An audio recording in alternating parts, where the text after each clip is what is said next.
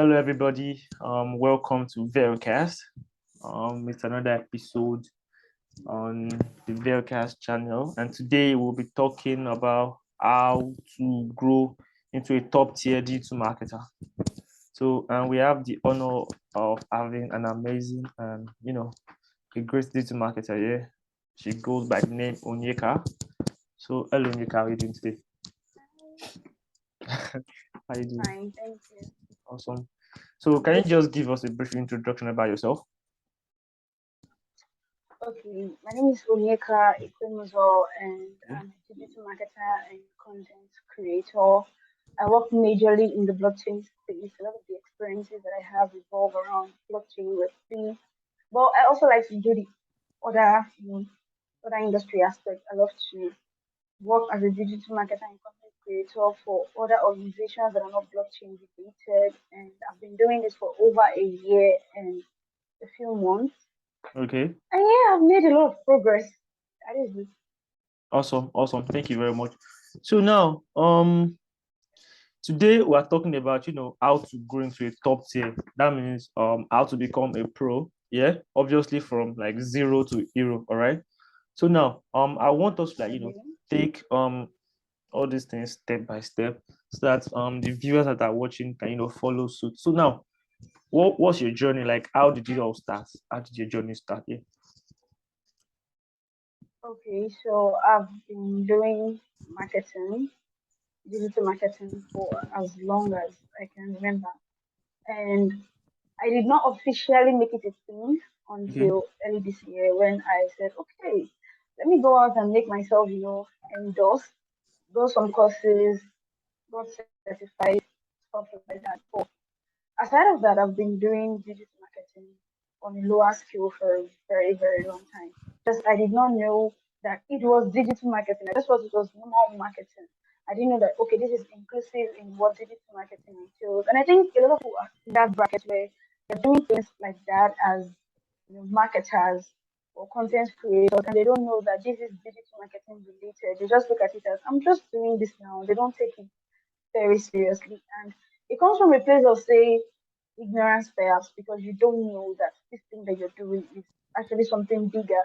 So I started out like that, with all of that thinking and all of that mindset until when I started taking these courses, and it helped me to see that what I was doing was actually, it was a big deal, right? It was a big deal. I remember there was a certain time when I wanted to take an internship, and the lady, she said, um, we can't take you at the moment because you're too unavailable. You're doing this, you're doing that, and then that was the phase where I wanted to get experience. I wanted to get proper training in digital marketing. Yes, I had had all the other trainings that I did myself, but now I wanted to go in depth. I wanted to do something professionally, and so I was actually vying for that internship position. And she turned me down. She said, no, we can't take you, you're so unavailable. I felt bad, but I waved it off. And a week later she called me and she said, I think we can take you now because I've seen what you're doing on Instagram and I feel like you'll be very good at this. And oh, but then my mind I've already lost the interest. Like she brought it to me that I was doing something actually bigger than what I thought, right?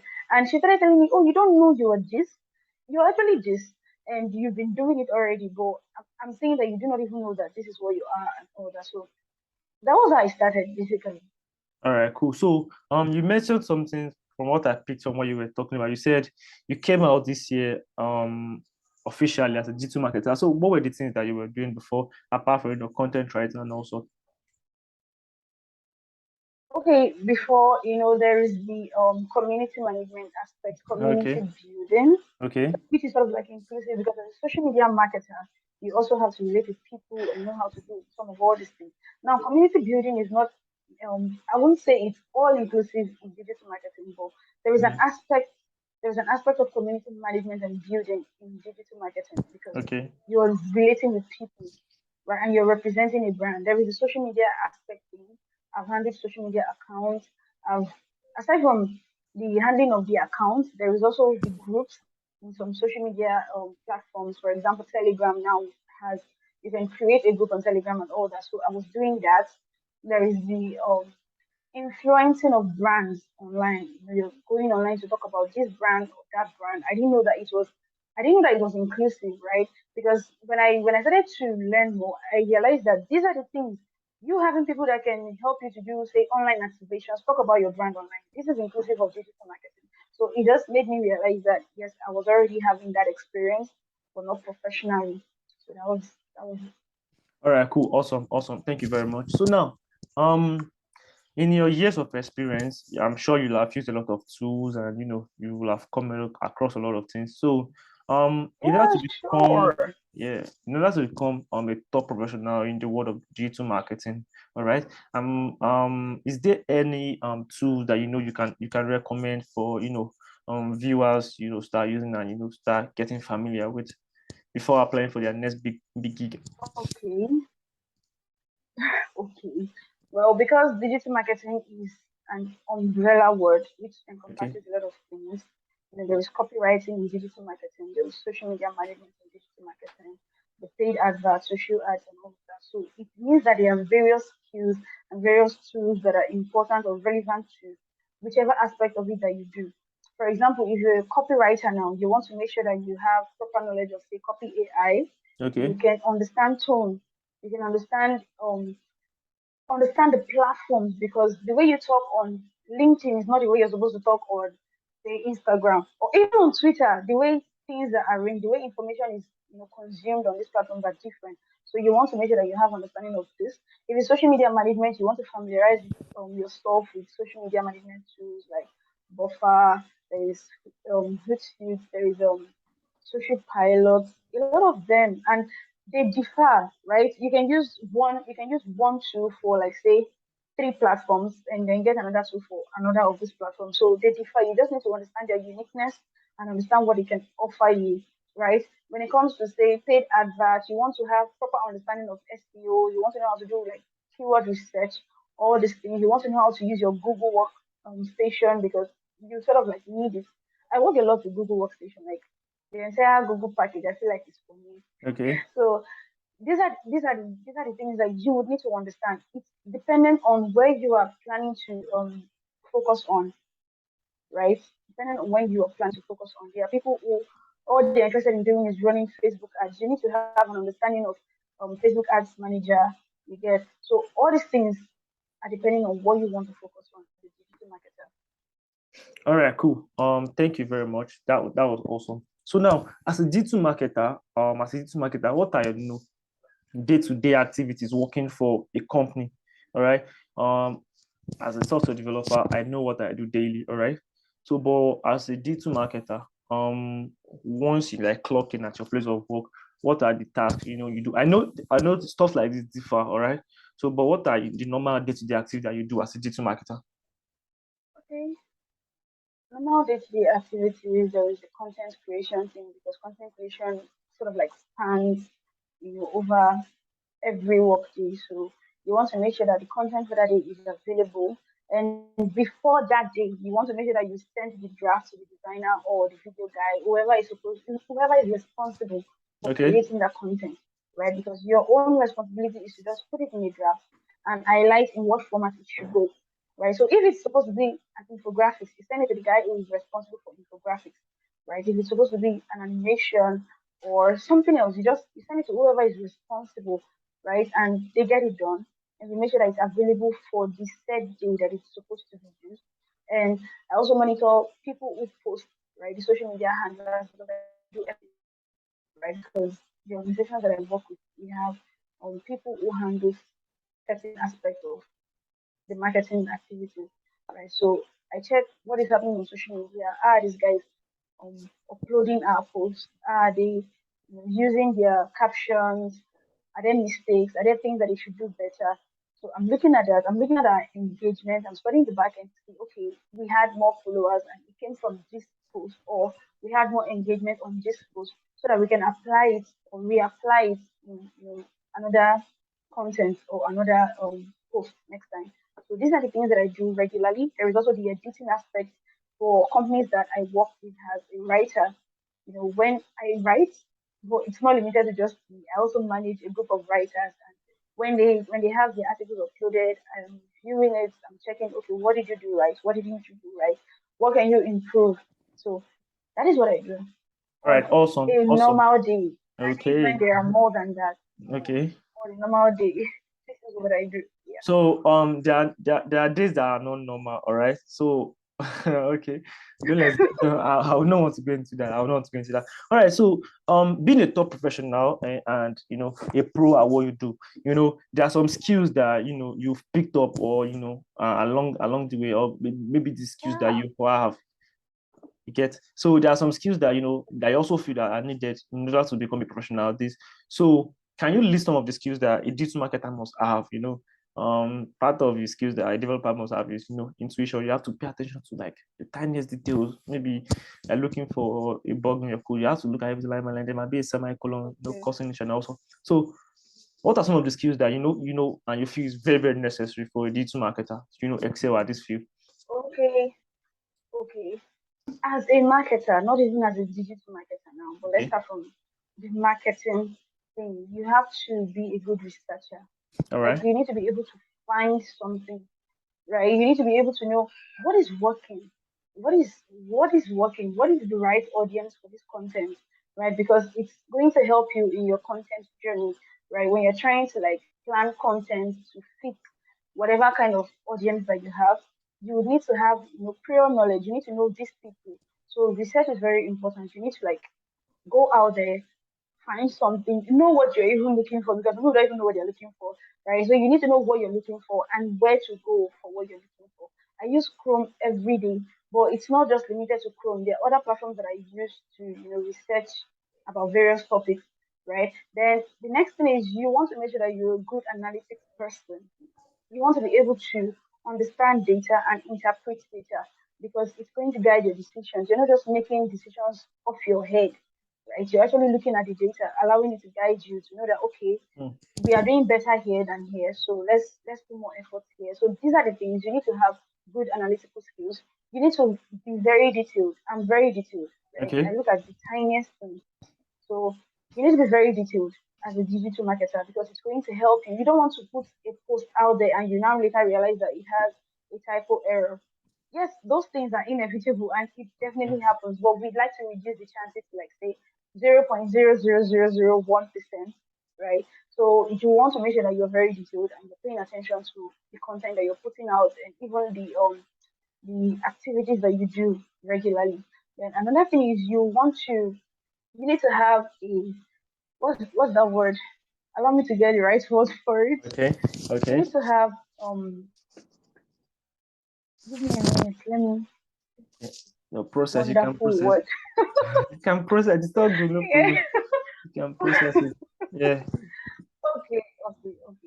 So another thing that you need to have is that you need to have great understanding of your tools, All right. right? Because I always like to say that the wrong tools in the hands of, or rather, the right tools in the hands of the wrong person would yield no results if they don't know how to use it, right? So you want to make sure that you understand your tools as a digital marketer.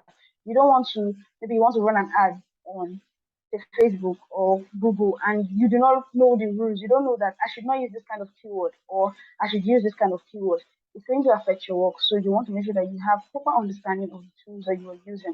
You want to make sure that you have editing skills. Now, this is also relevant to the paying attention to detail aspect because you're looking at various things all the time. Like I know that I work with a graphic designer and I am regularly changing his design. First, I give him a concept for the design, and then the next thing is I look at what he has done. If it's impressive, if it's what I expect, right? If it's not, I tell him that okay, we need to rearrange, we need to change this, remove this, and all that. So you want to make sure that you have good editing skills. You want to make sure that you have good people skills because as a marketer, you are relating with people again. And if you don't know how to communicate, if you don't know how to say to people, oh, I'm doing this, but I need your help. I need you to help me do this and do that. You're gonna have problems. Not even just in the, like say offline world, even in the online world as well, because a lot of people, the way that we read things are different, and if you don't structure your content right, somebody can actually read your message and feel like this person is maybe rude, Okay. maybe not. not organized, things like that. So you want to make sure that you are able to relate to people very well. People skills, they are a necessity in marketing, right? So these are the things that I think are very, very important. Like every top digital marketer should have these skills. They should have these skills. Yeah. All right, thank you very much. Thank you for that awesome answer. You actually, you covered quite a lot. So, from what you said, I picked up something else from what you said. So I was about to ask you another question, all right? But I just want to just ask you this question. You can just give me a one word or two word answer. So based on your experience so far, so what are the best social media platforms? Okay. Because you have been hammering social media for quite some time now. So post engagement and all sorts. So what are the best social media platforms that you you have been able to get more customers, more users? All right, so if you can just list one or two, I'll be grateful. Yeah. Okay. Well, as a digital marketer, I think that I would say Instagram and Facebook, even though I look at them as one platform because you can alternate between the two. But those two platforms are very important as a digital marketer. Why? Because they are where you can I think to the idea of it, to the mind of the marketer, these two platforms are easy to grow organically and even through paid means, right? When you sponsor ads on these two platforms, it helps you a whole lot. And it's not just limited to them, right? It's also dependent on the kind of organization that you're running. If I'm running a B2B organization, I want to make sure that my LinkedIn presence is like super strong. And that is what I tell clients that I work with. You don't have to be everywhere. A lot of startups they make that mistake, or a lot of founders they make the mistake of saying, I want to be everywhere and I want to be showing up every day. Well, that is not bad, but it's going to wear you out in the long run. So the best idea is to look at the kind of business that you have. What is your value proposition? Is where I can actually put this out, right? For example, like I already said, the B2B business, another place that you can really utilize is Twitter, depending on the kind of B2B model you're running. A fintech organization now should have a Twitter account, irrespective of the fact that you have LinkedIn. Twitter is where people just rant, right? And you want to make sure that you're using social listening skills to know what people are talking about concerning your product, right? Then if you're doing something like say fashion related and all, Instagram is your go-to place. Instagram, Pinterest, these are the places where you can make a lot of impact, right? So Nice. it's dependent on your business and the kind of thing that you do. But two platforms that are very key, Instagram and Facebook, because ads on these two platforms are very, very like they've recorded massive successes, and people just like to flow to where they feel I'll make more impact, make more success, and all. That's it. All right, thank you very much. Thank you very much. So thank you for that awesome answer. All right, so now as a marketer, all right, so marketing is one of like the oldest job, because right from time everybody have been marketing, all right, because there's no business that would thrive without marketing. People do online ads, campaign. Exactly. You And need to say this more to founders. You need to say this more to no yeah, business will thrive without marketers, yeah, a yeah, marketer. no business, because I've known a lot of companies that their marketing budget is even more than like their marketing budget is crazy. Don't let me say something else. So now, based on your experience, all right, so I just want to ask you, I just want to use this title, just ask you this question. So what's your preference as a marketer? Would you prefer to work for a startup, or or you want to work for you know a company that has been there for quite a long time compared to a startup? Which one is your preference actually? Okay. Okay. My preference at the Yeah, moment, yeah. an No, already no, no, established company. no, no, don't say at the moment. Don't say at the moment. What's your Yeah, preference? no. I would say that because initially I started out with startups. I really Okay, wanted to work with startups because I wanted to understand the basics. I wanted to understand how it works on a lower level, right? okay, And just work my way up, right? But I already have that experience right now, okay. and I don't want that anymore. Now I feel like okay, I'm done gathering all that experience, right? I'm ready for the big thing now. So this is me saying I don't want to start up at the moment. I want an already established company. Because here's the thing with a startup. with a startup, you're not very confident that oh they have marketing budget, and when they don't have marketing Yeah, budget, exactly. That's number it one. limits what you can do as a marketer. It Yeah. limits the kind of experience that you can get as a marketer. So you don't have experience of some certain kind of like top level things because you feel not even because you feel, but because these startups they don't have funding for that, right? But I would like to. I've had that experience already, right? I would like to go fully into this space, do all the other things that are involved in marketing, have events, right? Organize events, you know, run ads, a lot of ads, sponsored campaigns, all these things. So I want to get into it like fully right now. So I'm not interested in the startup at the moment. All right. Thank you. All right. Thank you. So now, okay, okay, no It's the problem. way you're laughing. I feel No, no, like you no, have no, no, plans for me. no, no, no, no, no, no. I'm just curious. Actually, I just want to know that. That's why I asked. Okay. All right. So, what were the common mistakes you made when you started out, as a digital marketer, right? And what are the Okay. mistakes that you feel like beginners always make, and ways to avoid them? Okay. I would say one of the mistakes that I made was taking on jobs without clarity, Taking right? on job And without right now, I don't do that without clarity, okay clarity. right? All right. Because you are in that place, or I was in that place. Let me not talk about other people. Let me talk about myself now. I was in that place where I really wanted to prove myself, and I did not I was unable to say no to some things because I felt I need to prove myself. So irrespective of how the situation was, I would just go into the job, right? And it did not always work out fine because normal when you did not sign any documents or maybe like have any pre-planned arrangement, it just makes things worse because you don't even know the confines to which you're supposed to work. Right? Somebody tells you you're coming on board as this, and then you come on board as that, and all of a sudden they expect you to do what is not even included in what they talked about initially. So these are the things. That was one of the mistakes that I made. Right? That feeling of wanting to prove myself and deciding to take every job because I felt whatever it is, as long as I'm getting the experience and I'm able to prove that I'm good enough at this. So I think that's one of the things that a lot of people make, and it sort of like beats you into that place where when you don't yes, there were a number of them that didn't do well, and I'm not very good at saying goodbye. I feel like Okay. that's the right word. I'm not very good at walking away from some things. Right, I always feel this entitlement, this responsibility. Right, I ought to make things work and all because I like to make a place better than I found it. Right, that's just who I am, and it it, it beats me a whole lot of times because when I'm walking away, I'm feeling like, "Okay, where did you go?" Right, but it wasn't the best. It wasn't the best thing for me initially, right? So if you're a beginner, I think you should avoid making that mistake. Avoid feeling like because I want to prove myself, I should take any job because it will not end well. A lot of them do not end well. So when you want to take a job, make sure that you have clarity. Make sure that you have a written document. Make sure that this the requirements for the job are clearly stated. So you're not running around trying to say, oh, I'm supposed to do this, supposed to do that. Because when you don't have those things clearly defined, you become you become when they tell you, okay, imagine, let me just use this instance.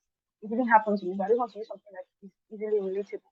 Imagine that you were hired as, say, a cleaner, right? And nobody told you that, okay, this is what clean A to B, right? And you came on board doing cleaner work, and all of a sudden they're sending you errand messages. You know, like they'll say, go and buy this one, go and buy this one, go and buy that, go and buy this. When you don't do it, I'm disobey this person, oh, my oga, all those like there is just that feeling on the inside, even though it's not even in your job description, right? So you want to make sure that it is defined, so you're not running around. I think that was like the biggest mistake that I made, and I've resolved that, and I'm not even going there anymore. Like if I take on any job now, I am demanding clarity. I need to know what exactly I'm supposed to do, and I want you to put it in a legal document. Don't just tell me, you send me a message and say, oh, you did this, do that. No, put it in the written document. Let me know that this is official, right? So that is it. All right. Thank you very much. So we're gradually coming to the end of the session. All right. So I just want you to like just mention, Aww. yeah. I just want to like just mention one or two platforms that you do get maybe your jobs, your gigs, or maybe referral based jobs from here. Okay. Okay. The majority of the jobs that I've held came from referrals and recommendation, Okay. like people recommending me. Funny enough, let me share this with you. Um, in I think in July, I was on LinkedIn and somebody saw my profile and said, "Oh, you do content. Message so person. They are hiring a content, and you can you can just tell him that you're from me, right?" And I messaged the guy and I said, "Okay, I'm from so person." He said he wanted a content, and I'm here. So the guy said I should send an email. I sent an email and he said they would get back to me. Right? They never did get back to me. Funny enough, I followed up. I asked, okay, what happened? They said they held on, like, not that they held on, they stopped the hiring process because a few things were not ready. So I said, okay, no problem. Then just this week, someone else messaged me and said, "Oh, you're a content person. Message so. You're looking for a content lead." And it was the same job. Like, it's so funny. It was the same job. And I was like, ah, wow, really? Okay. I sent an email, they sent me a task. I did the task and I'm supposed to have an interview with them later today. Oh wow.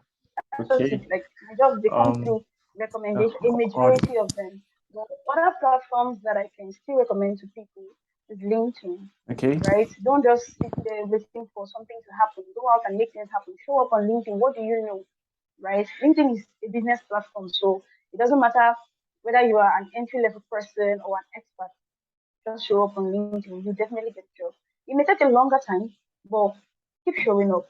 That's the word. Keep showing up. LinkedIn is trusted and you know tried and trusted. That's the word. I've gotten a job via LinkedIn recently. So yeah, I would say LinkedIn. All right. Cool. Thank you very much. So I guess that's the bulk of the question I'd like to ask. But there's this bonus question that I would love to ask, and I want you to be very very very very short about it. Just just a brief answer about it. So after all these things, I've known the common mistake that I should avoid. I've known the tools that I should use. So when do you think I can now come outside? All right. So when do you think I should feel like I'm ready to start taking up jobs and gigs? Like, okay, let's use you as an example. So when do you feel like, I think I'm ready right now to start taking up jobs, start taking on gigs and also? Okay, okay, okay. I gave myself a minimum of 6 months Okay. to do all of the basics. And remember, I said I'd had experience as a marketer, right, on various levels, right? But this year, I decided to make it more professional, right, and just go more in depth.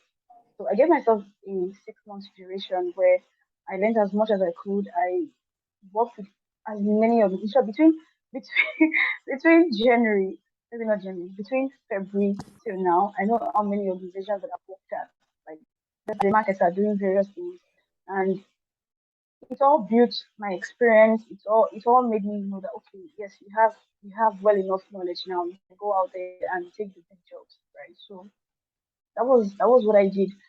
It may take longer for you. I feel like it's a subjective thing. It's you knowing that deep down I can deliver, especially if you are a very honest person. Like me, I'm very honest. So I don't like telling companies that, oh, I can do this and then I don't do it.